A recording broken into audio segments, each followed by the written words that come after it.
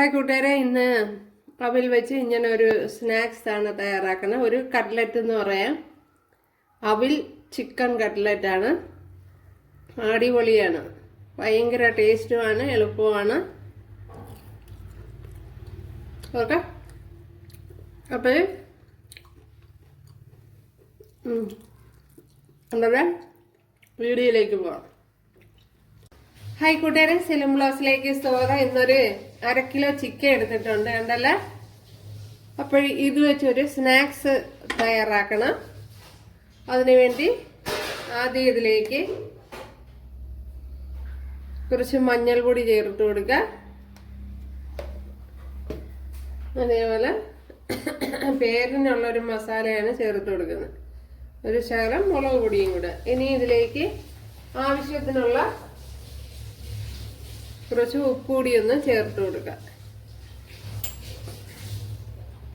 ഇതിലേക്ക് വളരെ കുറച്ച് വെള്ളം ചേർത്ത് കൊടുക്കണുണ്ട്. ഒരു 2-3 ടേബിൾ സ്പൂൺ വെള്ളമാണ് ചേർത്ത് കൊടുത്തിട്ടുള്ളത്, ഉണ്ടല്ലോ. പിന്നെ കൂടുതൽ വെള്ളത്തിൻ്റെ ആവശ്യമില്ല, അത് കുക്കറിലായതുകൊണ്ടാണ് വെള്ളം ചേർത്ത് കൊടുത്തത്. അല്ലെങ്കിൽ വെള്ളം ഇല്ലാതെ വേവിച്ചെടുക്കാം. ഇത്രയും അവലെടുത്തിട്ടുണ്ട്. ഇത് ഒരു ഇതേപോലത്തെ ഒരു കവറിന്റെ പകുതിയാണ്. ഇതിപ്പോ 250 ഗ്രാമാണ്, ഉണ്ടല്ലോ. അപ്പോഴിതിന്റെ പകുതിയാണ് ഞാൻ എടുത്തിട്ടുള്ളത്. ഇതിൽ കുറച്ച് വെള്ളം ചേർത്തൊന്ന് കഴുകിയെടുക്കണം.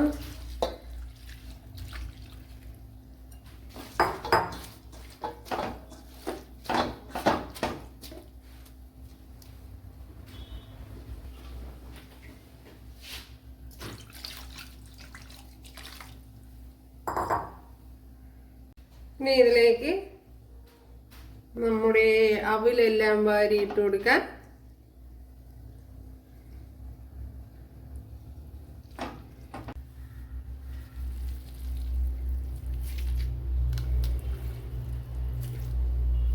അപ്പോൾ ഈ വെള്ളാംശം എല്ലാം ഒന്ന് പിഴിഞ്ഞ് കളയണം.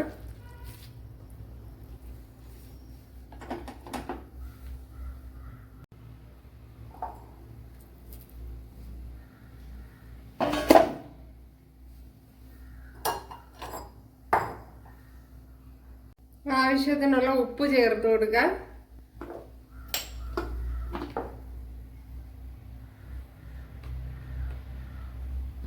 ഒരു ടീസ്പൂൺ മല്ലിപ്പൊടി,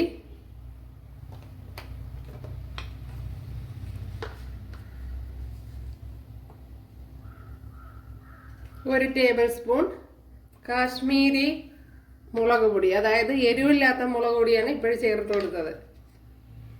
ഇതിലേക്ക് ഒരു 1/4 ടീസ്പൂൺ മഞ്ഞൾപ്പൊടി. അത് കഴിഞ്ഞ് ഒരു ടീസ്പൂൺ ചാറ്റ് മസാല, 1 ടീസ്പൂണാണ് ചേർത്ത് കൊടുത്തത്. ഇതിലേക്ക് ഒരു ടേബിൾ സ്പൂൺ മല്ലിയില, വളരെ ചെറുതായിട്ടാണ് മല്ലിയില കട്ട് ചെയ്തിരിക്കുന്നത്, ഉണ്ടല്ലോ. അതേപോലെ 1 ടേബിൾ സ്പൂൺ കറി ലീവ്സ്, അതേപോലെ 1 പച്ചമുളക് കട്ട് ചെയ്തത്, 1 ടേബിൾ സ്പൂൺ ക്യാരറ്റ് ചോപ്പ് ചെയ്ത്, വളരെ ചെറുതായിട്ടാണ് അരിഞ്ഞ് എടുത്തിരിക്കുന്നത് ക്യാരറ്റൊക്കെ. അതേപോലെ തന്നെ ഇതിലേക്ക് 1 ടേബിൾ സ്പൂൺ ഇഞ്ചി വെളുത്തുള്ളി പേസ്റ്റ്, അതേപോലെ തന്നെ ഇതിലേക്ക് 1 ടേബിൾ സ്പൂൺ സവാള, വളരെ ചെറുതായിട്ട് അരിഞ്ഞ് എടുക്കുന്ന സവാള. ഓക്കെ, ഇതിലേക്ക് ഇനി 1 ടേബിൾ സ്പൂൺ ഗ്രീൻ പീസ്, അതേപോലെ തന്നെ 1 ടേബിൾ സ്പൂൺ കുരുമുളക്, അതായത് പെപ്പർ പൊടിച്ചെടുത്തതാണ്. നമ്മുടെ ചിക്കൻ ഒന്ന് പൾസ് ചെയ്തെടുത്തുകൊണ്ട് വന്നിട്ടുണ്ട്. അതായത് നമ്മൾ സാധാരണ അരയ്ക്കണ പോലെ അരയ്ക്കാതെ അല്ലാതെ ഒന്ന് അടിച്ചെടുത്തിട്ടുണ്ട്, ഉണ്ടല്ലോ ഇതേപോലെ. അപ്പോഴേ ഇത് എല്ലില്ലാത്ത പീസാണ് ഞാൻ കൂടുതൽ എടുത്തത്. അപ്പോഴേ എല്ലൊക്കെ ഉണ്ടോയെന്ന്, എല്ലില്ല എന്ന് ഉറപ്പ് വരുത്തണം. ഓക്കെ, അപ്പോൾ കുട്ടികൾക്കൊക്കെ കൊടുക്കണമെങ്കിൽ അതനുസരിച്ച് ശ്രദ്ധിച്ച് വേണം ചെയ്യാം. അപ്പോൾ ഞാൻ ഇത് എല്ലില്ലാത്ത പീസ് നോക്കി എടുത്തതാണ്. ഓക്കെ. ഇതിലേക്ക് ഇനി തക്കാളിപ്പഴം വളരെ ചെറുതായിട്ട് അരിഞ്ഞതാണ് എടുത്തിരിക്കുന്നത്. ഇതിനെ ഇനിയൊന്ന് കുഴച്ചെടുക്കണം.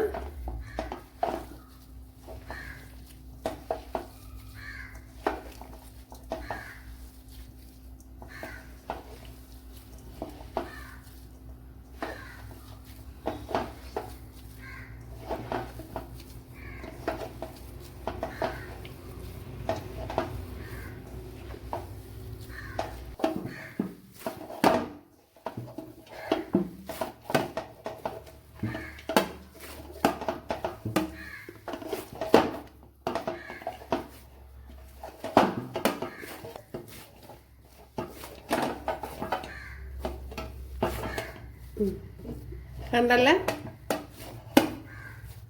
തങ്കടങ്ങട.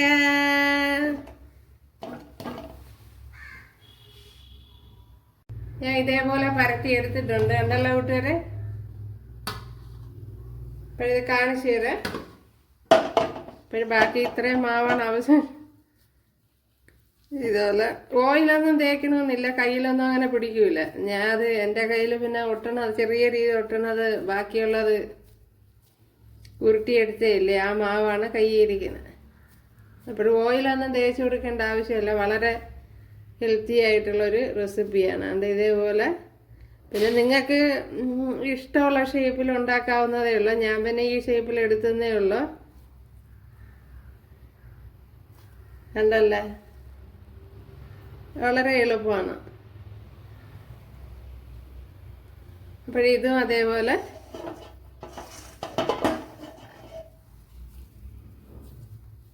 കണ്ടല്ല, നമ്മുടെ സ്നാക്സ് ഇവിടെ എല്ലാം പരത്തി എടുത്തിട്ടുണ്ട്.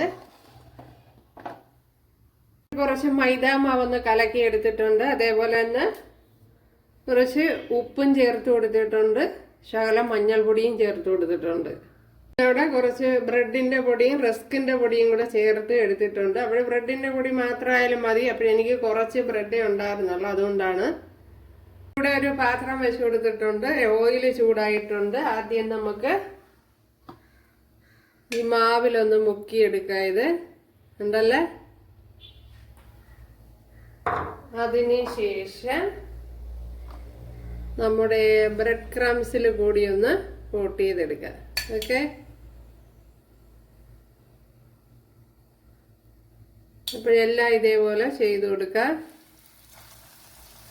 ഇപ്പൊ ഈ അവസരം തീ ഒന്ന് കുറച്ചിട്ട് കൊടുക്കാം.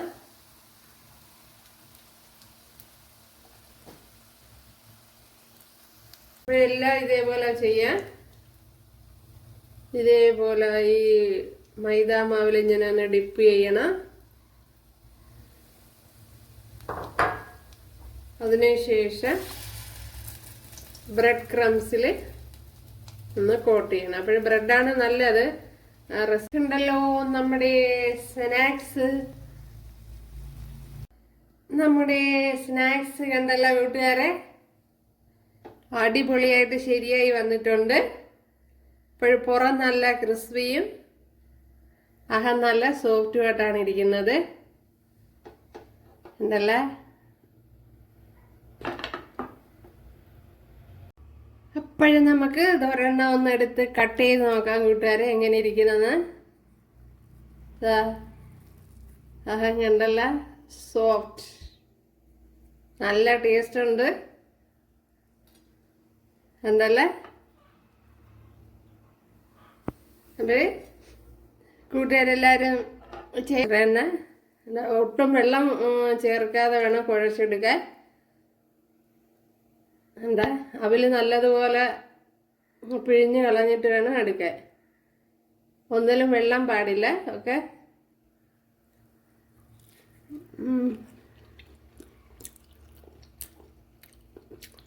ടേസ്റ്റ് എന്ന് പറഞ്ഞാൽ ഒരു രക്ഷയില്ല.